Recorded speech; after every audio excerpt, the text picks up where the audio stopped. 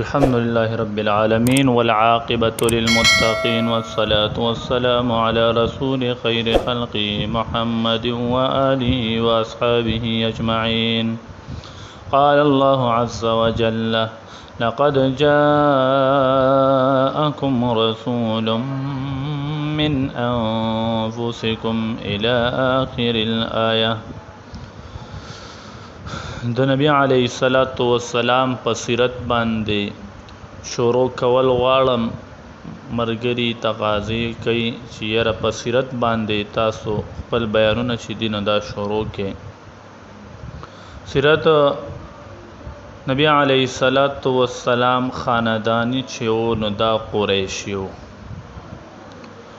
قریش ته قریش دا ولی ویل کیږي؟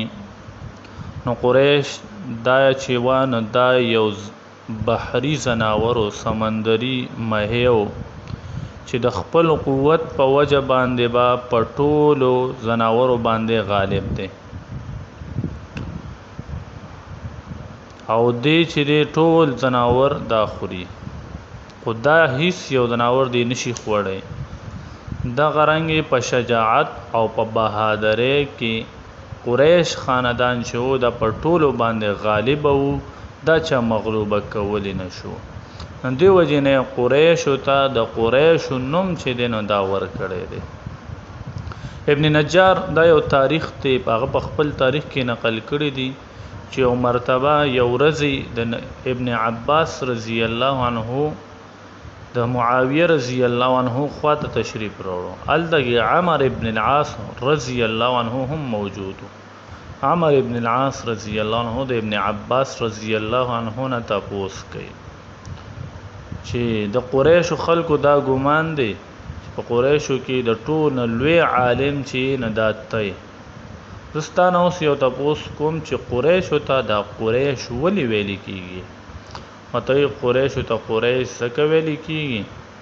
چې دا قریش وجه تسمیه وته بیان کړه، دا قما چې مخکې بیان کړه.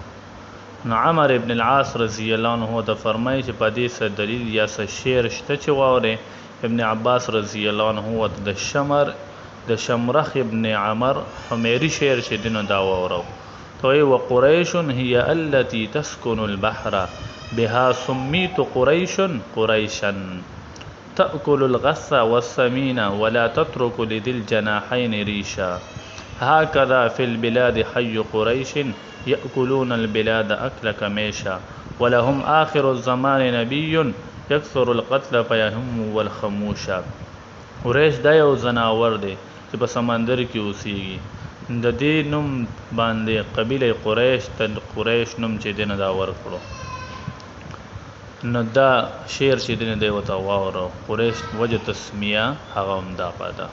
مخکې بیا د ان شاء الله د هاشم نه د نبی علیه الصلاۃ والسلام د نیکه چې کوم پلار دی د هغه نه به شروع کوو، د هاشم زندگی به بیانو. الله دې عمل کو توفیق راکړي.